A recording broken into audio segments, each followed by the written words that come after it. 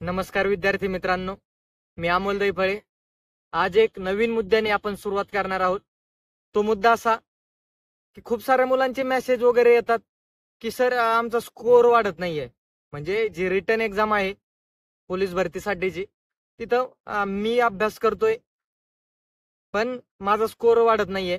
आणि काही मुलं असे आहेत, एक गट असा आहे की सर आता आम्ही नवीन भरती करतोय, तर आम्ही सुरुवात कशी करायची आणि 85 पर्यंत कसं जायचं, लेखीला 85 प्लस मार्क किंवा 85 पर्यंत कसं जायचं, त्याच मुद्द्यावरती आपण बोलणार आहोत. आणि ज्या ज्या मी गोष्टी केल्या त्यावरच तुम्हाला सांगणार आहे. असंच काही फेकणार नाही. त्यामुळं व्हिडिओ कामाचा आहे. शेवटपर्यंत नक्की पहा. थोडा मोठा होऊ शकतो, पण तुम्हाला 100% मित्रांनो, तुम्ही जेव्हा अभ्यास करताय त्यात ज्या चुका होत आहेत त्या तुम्हाला या व्हिडिओने कळणार आहेत. आणि त्या जर तुम्ही दुरुस्त केल्या तर 100% तुम्हाला इम्प्रूव्हमेंट दिसेल. चला मित्रांनो, वेळ न घालता आपण सुरू करूया.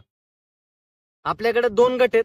एक गट असा आहे अभ्यास करतोय, त्यांनी एक भरती ही दिली पण त्यांचा स्कोअर वाढत नाहीये. आणि दुसरा गट असा आहे की जे नवीन आहेत, त्यांना भरतीबद्दल जास्त माहिती नाहीये आणि त्यांना 85 पर्यंत जायचंय. अभ्यास करत असताना प्रत्येकच जण अभ्यास करतो, पण प्रत्येकालाच मार्क्स येत नाहीत. त्याचं कारण असं असतं, आपण अभ्यास करतोय किती, त्यापेक्षा आपण लक्षात किती ठेवतोय हे पण महत्वाचं असतं. तर ते कसं ठेवायचं, तर मित्रांनो, तुम्ही सुरुवात करताय तर तुम्हाला आपल्याला 4 बेसिक विषय आहेत: गणित, बुद्धिमत्ता, मराठी आणि जीएस जनरल सब्जेक्ट. त्याच्यात 5-7 विषय येतात. इतिहास येतंय, भूगोल येतंय, अर्थशास्त्र येतंय, राज्यशास्त्र येतंय, नागरिकशास्त्र येतंय, विज्ञान पण येतंय आणि आपलं संगणक, चालू घडामोडी, ह्या बऱ्याच साऱ्या गोष्टी येतात. तर याला कसं आपण म्हणजे एक दोरीबद्ध करून मार्क कसे घ्यायचे, तर आपल्याला एक चांगले मार्क्स देणारे विषय 3 आहेत: गणित, बुद्धिमत्ता आणि मराठी. ह्या 3 विषयावरती अगोदर बोलू. मित्रांनो, एक पहिला गट आहे आपल्याकडे भरती दिलेला आहे आणि तो तयारी करतोय, आणि दुसरा गट आहे आपल्याकडे जो नवीन तयारी करतोय. ह्या दोन्ही गटासाठी सांगतो, जर तुम्ही आतापर्यंत बॅच केलेली नसेल, गणिताची असो, मराठीची असो आणि बुद्धिमत्तेच्या 3ही विषयाची, आत्ताच एक म्हणजे लगेच तुम्हाला ज्या ठिकाणी योग्य वाटेल तुम्ही ऑफलाईन करू शकता, ऑनलाईन करू शकता, कुठल्याही सरांची करा, जे तुमच्या आसपास जे फेमस असतील. फेमस म्हणजे ज्यांनी शिकलेला तुम्हाला समजणार आहे, अशा शिक्षकाकडे एक बॅच करून घ्या. हे 3 विषय तुमचे चांगले झाले पाहिजेत. आणि बॅचला जाताना मराठी शिकताय, गणित शिकताय किंवा बुद्धिमत्ता शिकताय, तर उद्या शिक्षक, ठीक आहे, नाम हा टॉपिक शिकवणार आहेत, तर अगोदर तो वाचून जायचा आहे. ठीक आहे, तुम्हाला नाही कळू द्या, काही कळू नका देऊ. नामाचे प्रकार किती पडतात? 3 पडतात: सामान्य नाम, विशेष नाम, भाववाचक नाम, असं वाचून जायचं.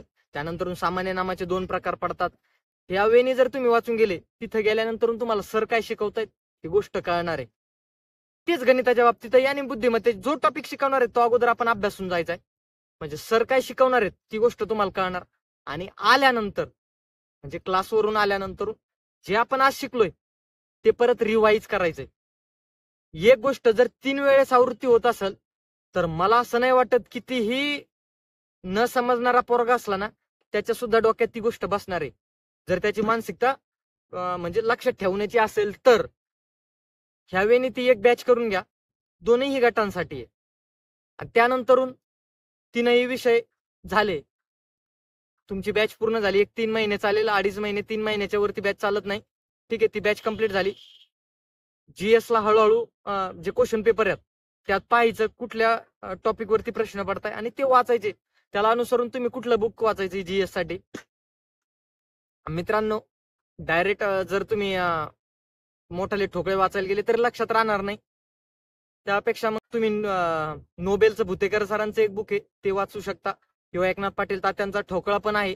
या 2 पुस्तक वाचू शकता. आणि त्याच्या अगोदर जमलं तर क्रमिक पुस्तकही वाचा. क्रमिक पुस्तकं म्हणजे जे की 9वी, 10वी, 11वी आणि 12वी, इथं जे तुम्हाला इतिहास, भूगोल, 11वी 12वीला राज्यशास्त्र, अर्थशास्त्र, हे जे टॉपिक भेटतील तुम्हाला, हे पण पुस्तकं वाचून काढा. आणि ह्यावेळी रेग्युलर अभ्यास किती वेळ करायचा त्याचं प्लॅनिंग करा. नाहीतर मग 4 दिवस अभ्यास करायचा, आणि 5 दिवस गायब व्हायचं, 2 दिवस अभ्यास करायचा, 1 दिवस यायचंच नाही, असं करून चालत नाही. रेग्युलर भरती कधी निघाली याचाही विचार करायचा नाही. सातत्याने जोपर्यंत आपण 85 दशक स्थानी आपला 8 येत नाही तोपर्यंत आपण अभ्यास करायचा. आणि त्याच्या अगोदर भरती जरी निघली तर आपला कार्यक्रम बसणार नाही, हे प्रत्येकाने डोक्यात ठेवायचंय. त्यामुळं आपल्याला भरती कधी निघाली यापेक्षा आपलं टार्गेट काय असलं पाहिजे, आपली लेखी 85 कडे गेली पाहिजे आणि आपलं ग्राउंडही चालू ठेवायचंय. दोन्ही गोष्टी चांगल्या असल्या पाहिजेत. मित्रांनो, गणिताचं तुम्ही ती एक बॅच केली, मराठीची केली आणि बुद्धिमत्तेची केली. आणि जीएस साठी रेग्युलर तुम्ही एक टॉपिक घ्यायचाय. महाराष्ट्राचा भूगोल घेतलाय. वाचताना पहिल्या वाचनात तुमच्या सगळंच लक्षात राहील, हे कधीच शक्य नाहीये. ठीक आहे, थोडंफार लक्षात राहील. वाचताना एक गोष्टी स्वरूपात लक्षात ठेवण्याचा प्रयत्न करायचा आहे. हायलायटर ठेवायचा, जे तुम्हाला मुद्द्याचं वाटतंय. ठीक आहे, सुरुवातीला लगेच कळणार नाही, सुरुवातीची एक रीडिंग तुम्ही अशीच करा. नंतरून जेव्हा दुसरं वाचन करणार आहेत तेव्हा तुम्ही हायलायटर ठेवा. आणि कुठलीही गोष्ट आवृत्ती पण बसली पाहिजे त्याला. जर तुम्ही सलग वाचताय तर नुसतं वाचून चालत नाही, त्याला आवृत्तीही बसणं गरजेचं असतं. मित्रांनो, प्रत्येक जण एकदा वाचलं लगेच लक्षात राहतं असं नसतंय. त्याला जोपर्यंत तुम्ही आवृत्ती देत नाहीत, तुम्ही एक टॉपिक वाचलाय, तो टॉपिक वाचताना तुम्ही ठीक आहे 2 तास टॉपिक वाचलाय, 2 तासात जेवढं वाचलंय ना, काहीतरी कामासाठी अभ्यासावरून उठणार आहेत तुम्ही, तर मग जे वाचलंय 2 तासात परत एकदा ते 5 पान असो 10 पान असो ते डोळ्या खालून काढायचे 1-5 मिनिटात फास्ट मध्ये. ह्यावेने अभ्यास करत राहा. आणि मित्रांनो, मीही तसंच केलं होतं. रिपीट रिपीट रिपीट प्रत्येक पुस्तक हे मी 3-3, 4-4 वेळेस वाचलं होतं. कारण की एकदा वाचलं लगेच लक्षात राहतं असं होत नाही. फक्त हे 3 विषय आहेत, त्याला तुम्ही आवृत्ती दिली का ते फिट राहतात. आणि त्याला पण परत परत एकदा ते केल्यानंतर परत आवृत्ती पण द्यायची. पण जीएस ला थोडं मग नंतरून जास्त भर द्यायचा. अगोदरचे 3 महिने तुम्ही ह्या 3 विषयावर फोकस करा. ह्यावेळी अभ्यास करत राहा.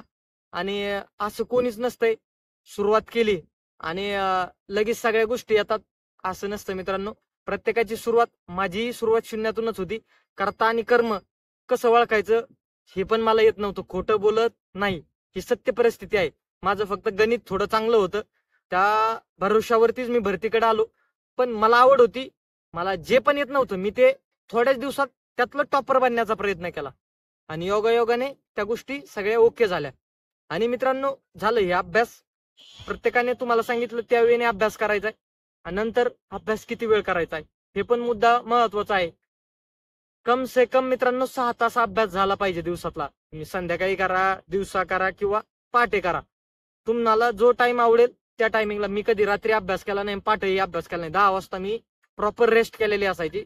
सकाळी 5-5:30 ला उठून ग्राउंड वगैरे परत आपलं ते डेली शेड्यूल, दिवसभर मी अभ्यास करायचो. आणि जोपर्यंत अभ्यास करत होतो दुसरा कुठलाही उद्योग केला नाही ना. मी कुठला कोर्स केला. 12वी झाली, 12वी झाल्यानंतर डायरेक्ट YCM मुक्त विद्यापीठाला ऍडमिशन घेतलं. फक्त आणि फक्त एकाच गोष्टीवर फोकस केलं मी, जे म्हणजे पोलीस भरती. आणि त्यात मला यशही भेटलं. जर तुम्ही कुठल्याही गोष्टीवरती फोकस करणार, मनातून 100% देणार, तर मला असं वाटत नाही की तुम्ही अयशस्वी होणार. 100% नशीबही तुम्हाला साथ देणार आणि तुम्ही भरती होणार. त्यामुळे मित्रांनो, कम से कम 6 तास अभ्यास करायचा आहे. आणि सुरुवातीला क्वेश्चन पेपर सोडू नका. ह्या गटाने सोडू नका आणि ह्या गटानेही सोडू नका. जे नवीन आहेत आणि जे एक भरती दिली त्यांनी, जोपर्यंत आपली रिव्हिजन होत नाही तोपर्यंत आपल्याला क्वेश्चन पेपर सोडायचा नाही. फक्त क्वेश्चन पेपरचं बुक असावं आपल्याकडं, कुठले प्रश्न पडतात आणि ते आपण वाचतोत का ह्या गोष्टीचा फक्त टॅली करायचंय. आणि ह्यावेळी तुम्ही अभ्यास करत राहा. 5 ते 6 महिने अभ्यास करा.